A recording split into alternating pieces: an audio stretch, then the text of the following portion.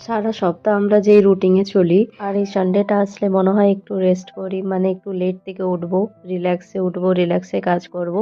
কিন্তু তা কখনো হয় না। যদি থাকে ঘরে ছোট বাচ্চা তখন তাহলে সম্ভব হয় না। তখন মনে হয় বাচ্চা যতক্ষণ ঘুমিয়ে আছে ততক্ষণ সব কাজ করে নিই।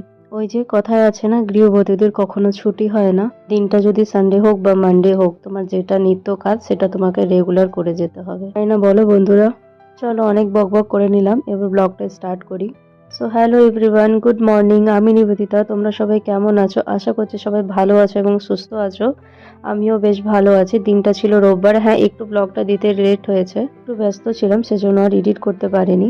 তো দেখো, সানডেতেও 6:30টার সময় উঠে গেছিলাম। উঠে সবকিছু জোগাড় করে নিয়েছিলাম। আগের দিন আলু সিদ্ধ করে রেখেছিলাম, তো সেটাই এখন ছিলে নিয়েছিলাম। আর টমাটোর ওদিকে কেটে নিয়েছিলাম। দেখো, চাটনি পুরো হয়ে গেছে আর ওদিকে আলুর দমটাও পুরো হয়ে গেছে। গ্রেভি কম রেখেছিলাম, মশলাওয়ালা বেশি ভালোবাসে বর খেতে, সেজন্য গ্রেভি বেশি করিনি। আর দেখো, এখানে বেগুনের জন্য বেগুন পাতলা পাতলা করে বেগুন কেটে নিচ্ছি। আর ওদিকে বেসন গুলিয়ে রেখে দেবো। আর বেসনটা যতক্ষণ গুলানো থাকবে, মানে মাখা থাকবে, ততক্ষণ তত বেশি মানে বেগুনি গুলো ফুলবে, মানে মরমরা হবে আর কি। দেখো, রান্না বান্না পুরো কমপ্লিট করে নিয়েছি। এদিকে কিচেন ওভেন মুছে নিয়েছি, বেসিংয়ে যে বাসন ছিল সেসব মেজে নিয়েছি।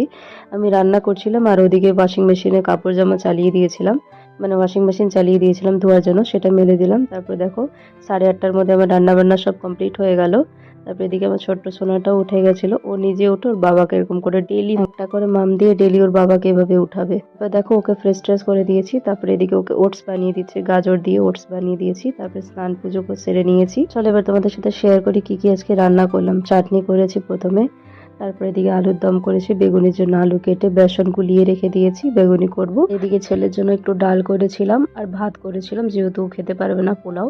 আজকে আমরা মিষ্টি পোলাও করেছিলাম। তারপরে খেয়ে দিয়ে পার্সেল চলে এসেছিল, ওটাকে আমরা দুজন মিলে রিসিভ করে নিলাম। বড় পার্সেল ছিল। পার্সেলটার মধ্যে যেটা আছে ওটা আমার মা গিফট করেছিল অ্যানিভার্সারিতে। পার্সেলটার মধ্যে ছিল একটা বাসন স্ট্যান্ড, মানে সাইডে বাসনগুলো যে জল ঝরাবো, দেখো এভাবে একটা জল ঝরানোর বাসন স্ট্যান্ড নিয়েছিলাম। তাহলে কি হবে না, বাসন স্ট্যান্ডটা নষ্ট হবে না, এখানে জল ঝরিয়ে তারপরে তুমি বাসন স্ট্যান্ডে রেখে দিতে পারবে। তার জিনিসটা তো আমার বহুত ভালো লাগলো।